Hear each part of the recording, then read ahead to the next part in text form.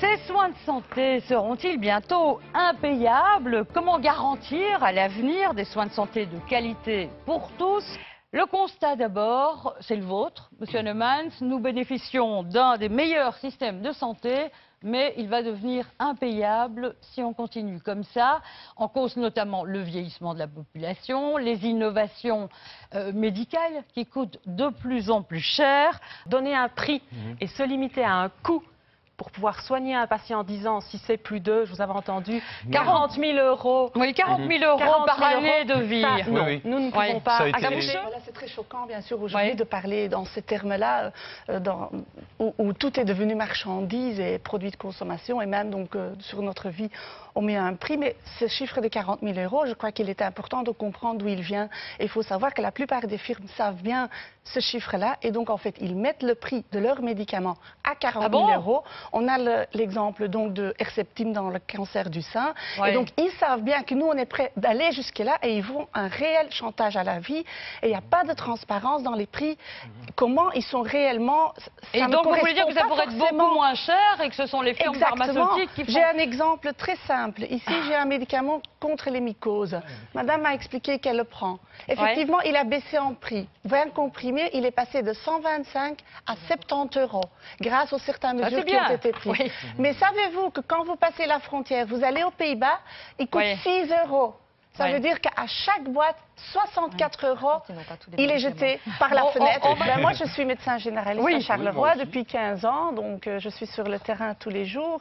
Et ce que je constate ici, c'est qu'il y a un peu un consensus pour dire aussi que nos soins de santé sont les meilleurs. Mais je pense que voilà, moi, par exemple, ça m'arrive combien de fois que le lundi, j'ai un patient qui est fort malade et je lui dis pourquoi tu n'as pas fait appel au médecin de garde. Moi, les 54 euros pour payer au médecin de garde, je n'ai pas su, quoi. Et donc, j'embraye sur ce que vous dites, parce que c'est l'étude de Solidaris qui est sortie ces jours-ci, qui montre qu'un Wallon sur 5 n'a plus les moyens financiers de se soigner. Et donc, comment je pense que ça fait partie aussi d'une des choses qu'on pourrait faire pour améliorer les soins de santé, c'est par exemple rendre vraiment la médecine générale cette première ligne gratuite.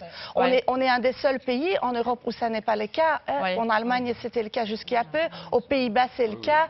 Donc, et là, les gens, ils iraient vraiment chez le médecin généraliste d'abord, comme ça se fait chez nous, par exemple. Je travaille dans une maison médicale où les gens sont donc inscrits et ne doivent pas payer. Et effectivement, ils viennent avant d'aller voir les spécialistes, demander conseil et après aussi. Et donc, nous, on met du temps aussi parce qu'on n'est pas payé à la prestation pour effectivement prendre du temps pour guider notre patient dans le système des soins de santé. Ça gagnera, ça coûtera de l'argent, mais à long terme, ça pourrait... Allez, brièvement, là, en même temps, Monsieur Hannemans, mais en clôture une médecine gratuite en combinaison avec une prestation par acte, ça ne marche pas. Mais une médecine gratuite avec un paiement par patient par an, au niveau des médecins généralistes, ça peut marcher. Et on le voit dans les maisons médicales, et eux, ils travaillent très très bien. Moi, quand on parle des coûts des soins de santé, ce qui est important, c'est d'écouter les acteurs de terrain. J'entends notamment les pharmaciens et les dentistes me dire aujourd'hui que de moins en moins de gens achètent des dentifrices. Or, si les dents ne sont pas bien soignées, il y aura un impact à court terme et à long terme sur la santé de l'individu, jusqu'à ses 100 ans s'il va jusque-là, ou jusqu'à 50 ans.